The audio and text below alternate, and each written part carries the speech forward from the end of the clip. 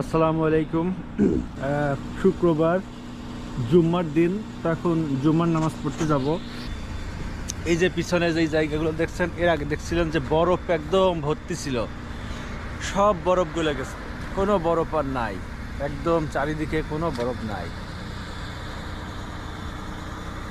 তো এখন মোটামুটি সামার টাইম চলে আসতেছে বাংলাদেশে।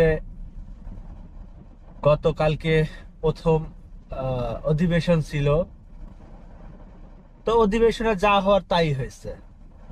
এইগুলো হবে, এইগুলোই আমরা জানতাম, মানে আর কি ওই সংবাদ মাধ্যমগুলোর মাধ্যমে যেগুলো আমরা জানছি বা সোশ্যাল মিডিয়ার মাধ্যমে। তো যা হওয়ার সেটাই হবে, নতুন কিছু ঘটে নাই। তো এর ভিতরে কয়েকটা নিউজ নিয়ে যদি আমি কথা বলি, প্রথমে কথা বলতে চাই যে আমি দেখলাম যে আমাদের শিক্ষামন্ত্রী বলেছেন যে স্কুল ম্যানেজিং কমিটিতে যে ইন্টারিম গভর্নমেন্ট শিক্ষাগত একটা যোগ্যতার কথা বলে দিয়ে গিয়েছিলেন আর কি, নির্দেশ দেওয়া হয়েছিল। তো এই শিক্ষামন্ত্রী সাহেব আবার বলছে যে ওইটাকে বাতিল করবে। তো আসলে আমরা তো সাধারণ মানুষ, আমাদের কথায় আসলে কিছু কিছু আসে যায় না। আমরা কি বললাম না বললাম এইগুলা কেউ কেয়ারও করে না। তারপরেও বলি, নির্লজ্জের মতো তারপরেও আমরা বলি, কারণ আমরা বাঙালি। তো বিষয় হচ্ছে যে আমার মনে হয় যে এইটা উদ্যোগ করা উচিত না, বাতিল করা উচিত না। কারণ আমি বিভিন্ন ম্যানেজিং কমিটিতে দেখেছি বাংলাদেশের, যে ওই এলাকার ওই এলাকায় যার আধিপত্য থাকে সাধারণত সেই হয়, সেটা শিক্ষিত, মানে বেশিরভাগই ওই রকম শিক্ষিত না। যাদেরকে স্বশিক্ষিত সুশিক্ষিত বলা হয়, ওই রকম শিক্ষিত তারা না। তাদের এলাকায় ক্ষমতা আছে, দাপট আছে, সেই হিসাবেই বেশিরভাগ হয়। তো আপনারা চিন্তা করেন, এটা শিক্ষা প্রতিষ্ঠান, যেখানে মানুষ শিক্ষা নিতে যাবে, যেটাতে দেশের ভবিষ্যৎ, মানে ওইখানেই তো ভবিষ্যৎটা তৈরি হয়, তাই না? এই যে প্রাথমিক বিদ্যালয় থাকে, হাই স্কুল, মানে আমি যদি প্রথম শ্রেণী থেকে এসএসসি পরীক্ষা পর্যন্ত ধরি, এই টাইমটাতে যাদের বেসটা ঠিকমতো না হয় তারা কিন্তু উপরে আর ভালো করতে পারে না। তো এইটা হচ্ছে বেস। যেমন আমরা একটা বিল্ডিং বানাতে যে আগে বেসটা দেই না, বেসটা কত মজবুত, ইঞ্জিনিয়ার অনেক চিন্তা ভাবনা করে বেস গুলো বসায়, যে কতটুকু দূরত্বে যেতে হবে, কতগুলো রড দিতে হবে, হ্যাঁ, সিমেন্টের রেশিওটা কি হবে, যে এই সব মিলায়ে একটা বেস তৈরি হয়, তারপরে না বাড়ি হয়। তো আমাদের ওই বেসটাই যদি ভালো না হয়, তাহলে তো ওই ওই বাড়িটা থাকবে না, তাসের ঘরের মতো ভেঙে যাবে। তো সেই হিসাবে আমি আমি বলবো যে এখানে উচিত ম্যানেজিং কমিটির যে শিক্ষাগত যোগ্যতা এইটা বহাল রাখা। তারপরেও আমরা দেখছি, এটা বহাল রাখার পরেও দেখেছি এখানে দলীয়করণ হয়েছে। এইগুলো ঠিক না। সব সময় যে আধিপত্য, এই আধিপত্যবাদের বিরুদ্ধেই তো আমরা 5ই আগস্ট হয়েছে, সেইগুলো আমি দেখছি যে আসলে রন্ধ্রে রন্ধ্রে ঢুকে যাচ্ছে। মানে সিস্টেমটা ঠিকই আছে, জাস্ট খালি একটু পরিবর্তন হয়েছে, কোনো জায়গায় মানুষগুলো পরিবর্তন হয়েছে, দলগুলো পরিবর্তন হয়েছে, বাট সিস্টেমটা তো একই আছে।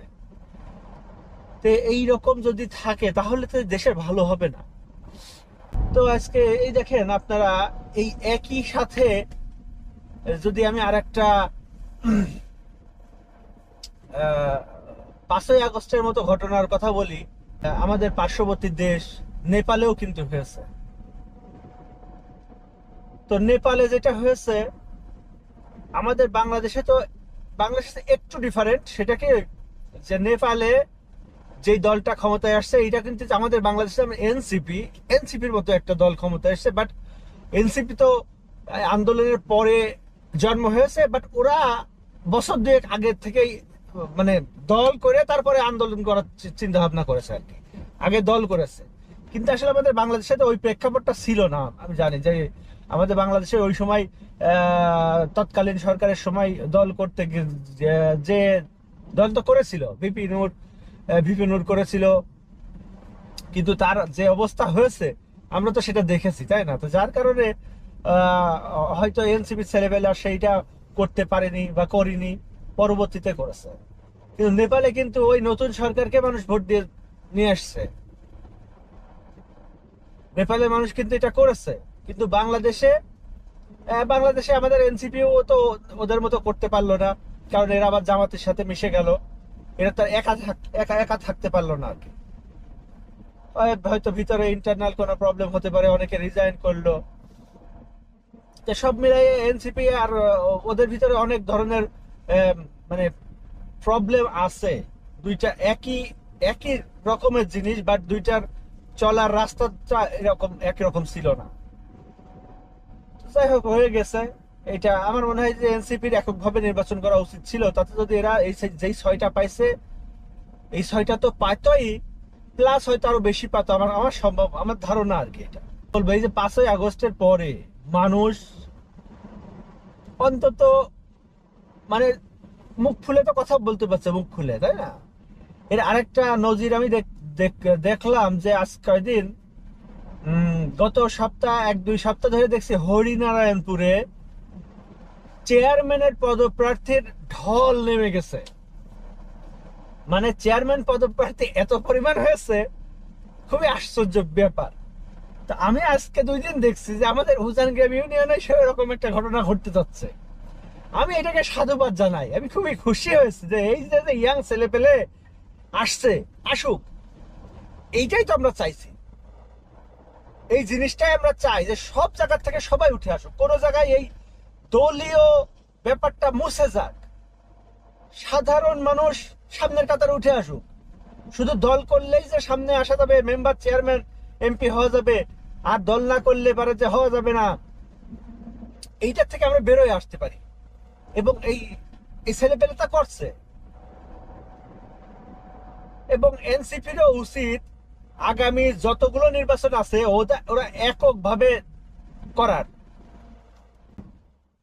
তো আমি আমি দেখে থাকলে হয়তো আমিও দাঁড়াই যেতাম চেয়ারম্যানে, বাট এখন তো সুযোগ নাই, যেহেতু আমি আছি দূরে। ইনশাল্লাহ কোনো এক সময় আসতে পারে, হতেও পারে এটা। এই যে তেল নিয়ে যেই প্রবলেমটা হচ্ছে, আসলে এটা তো যুদ্ধের জন্য হচ্ছে। আমি আমি আমার এই যে পাম্পের ভিডিওগুলা দেখি, তো কিছু কিছু মানুষ আছে এখানে, এদের মুখের ভাষা এতটাই জঘন্য, হ্যাঁ, যে এরা আসলে, আমি জানি না এরা কারোর সাথে ভালোভাবে কথা বলতে পারে কিনা। দেখছে যে আমাদের তেল নাই, তারপরও এসে এই যে আমাদের যে পাম্পের ছেলে পেলেদের সাথে এত বাজে বাজে ব্যবহার করে, হ্যাঁ, এত আজে বাজে কথা বলে, এইগুলো তো ঠিক না রে ভাই। এটা একটা এটা একটা national crisis. It's not only my crisis. Please try to understand. তো যারা করছেন, আমি বলবো যে তারা আসলে বুঝে কথাগুলো বলেন। হ্যাঁ, অনেক দেখছি যে সোশ্যাল মিডিয়ার লোকজন যায়, আপনারা ভিডিও করেন, দেখান যে সমস্যাটা কি হচ্ছে, মানুষজন তেল পাচ্ছে না, এইগুলো দেখান। কিন্তু অলওয়েজ ব্লেম করেন যে এই পাম্পে তেল দিচ্ছে না, তেল থাকলেও তেল দিচ্ছে না, হ্যাঁ, মজুত করছে। এই ধরনের কথাবার্তাগুলো না বলা উচিত। তেলের ক্রাইসিস আশা করি খুব দ্রুতই ঠিক হয়ে যাবে, যেহেতু রাশিয়ার সাথে যে তেলের নিষেধাজ্ঞা ছিল আমেরিকার, সেই নিষেধাজ্ঞাটা মনে হয় উজ্জ্বল করেছে। আমি যতদূর কালকে সিএনএন বা আল জাজিরার নিউজগুলোতে দেখলাম। তো যদি ওইটা উজ্জ্বল করে, তাহলে আমাদের যে তেলের ফ্লোটা, সেটা মনে হয় আবার স্বাভাবিক হয়ে যাবে ইনশাল্লাহ। তো তেলের ফ্লো স্বাভাবিক হয়ে গেলে পারে ভাই, তেল তেল তেল কিন্তু এত বেশি লাগে না। আমার পেট্রোল পাম্পে প্রতিদিন যেই তেল বিক্রি হতো, এখন তার থেকে 10 গুণ বেশি বিক্রি হচ্ছে। হোয়াই? কালকেই তেল অ্যাভেলেবেল হয়ে যাক, আমার বিক্রি কিন্তু আবার ওই আগের জায়গায় চলে আসবে। আমি তো চাই এরকম সেলটা আমার প্রতিদিন থাক। 2 লিটার তেল বেশি বিক্রি করতে পারলে তো আমারই কি লাভ হয়, তাই না? তো আমি চাই যে এরকম সেল আমার প্রতিদিন থাক, কিন্তু আমি এটা চাই না যে এরকম ক্রাইসিস প্রতিদিন থাক। কিন্তু এইটা জনগণকে বুঝতে হবে রে ভাই। আমি তো আগেও একটা ভিডিওতে বলেছি যে এটা একটা মানে কোটা করে দিয়েছে, এবং কোটায় এমন পরিমাণ দিয়েছে যেটা আমার আমার যে পরিমাণ তেল আমি প্রিভিয়াস মান্থ গুলোতে সেল করেছি সেই হিসাব করে আমাকে কোটা দিয়েছে। কিন্তু ওখানে তো চাহিদা বেশি হয়ে গেছে, আমি সেটা কোথার থেকে পাবো? সেটা সরকারি কোথার থেকে পাবে? আমাদের ক্রাইসিস তো একটু আসছে, প্রবলেম তো একটু হচ্ছে, যেহেতু এর আগেও বলছি যে হরমুজ প্রণালীতে তেলটা আসে, সেটা আসছে না। তো এর ভিতরে আবার ইন্ডিয়া থেকে আমাদের অলরেডি 5,000 মেট্রিক টন তেল আসছে, এবং আগামী মনে হয় 10 দিনের ভিতরে আরো 5,000 মেট্রিক টন আসবে। তো সবারই তো প্রবলেম আছে, তারপরেও আমরা চেষ্টা করছি বিভিন্ন জায়গা থেকে এইটা কালেক্ট করার। এই তেল তো সব জায়গায় পাওয়া যায় না, তেল তো কিছু কিছু নির্দিষ্ট জায়গায় পাওয়া যায়।